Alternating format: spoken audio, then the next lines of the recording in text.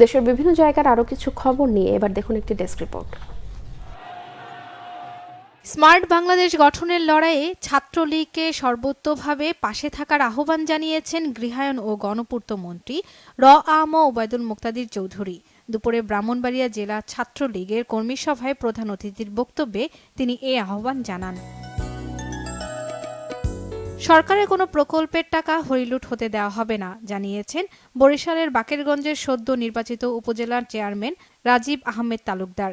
দুপুরে তার নিজ বাসভবনে আয়োজিত সংবাদ সম্মেলনে তিনি এ কথা বলেন। বিএনপির কেন্দ্রীয় দলীয় সিদ্ধান্তের পাশাপাশি নির্বাচনের সুষ্ঠু পরিবেশ বজায় না থাকার অভিযোগে প্রার্থিতা প্রত্যাহার করেছেন নরসিংদী শিবপুর উপজেলা বিএনপির চেয়ারম্যান প্রার্থী তোফাজ্জল হোসেন। দুপুরে নরসিংদী প্রেস ক্লাব মিলনায়তনে এক সংবাদ সম্মেলনে তৃতীয় ধাপের শিবপুর উপজেলা পরিষদ নির্বাচন থেকে তার প্রার্থিতা প্রত্যাহারের ঘোষণা দেন। এদিকে দলের নির্দেশে টাঙ্গাইল উপজেলা নির্বাচন থেকে সরে দাঁড়ালেন বিএনপি নেতা আসগর আলী। সকালে টাঙ্গাইল প্রেস ক্লাব অডিটোরিয়ামে সংবাদ সম্মেলনে এ ঘোষণা দেন তিনি।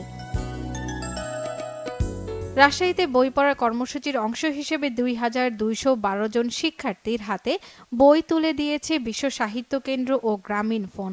সকালে জেলার শিল্পকলা একাডেমিতে ৪টি ক্যাটাগরিতে ষষ্ঠ থেকে দশম শ্রেণীর শিক্ষার্থীদের হাতে পুরস্কার তুলে দেওয়া হয়। রাঙ্গামাটি বিজ্ঞান ও প্রযুক্তি বিশ্ববিদ্যালয়ের গুচ্ছভুক্ত সি ইউনিটের ভর্তি পরীক্ষা অনুষ্ঠিত হয়েছে। সকাল ১১টায় পরীক্ষা শুরু হয়ে শেষ হয়েছে দুপুর ১২টায়। ভর্তি পরীক্ষার কেন্দ্রগুলো পরিদর্শন করেন বিশ্ববিদ্যালয়ের ভিসি ডক্টর সেনিনা আক্তার। এতে অংশ নেন ১৪,৫৩০ জন পরীক্ষার্থী।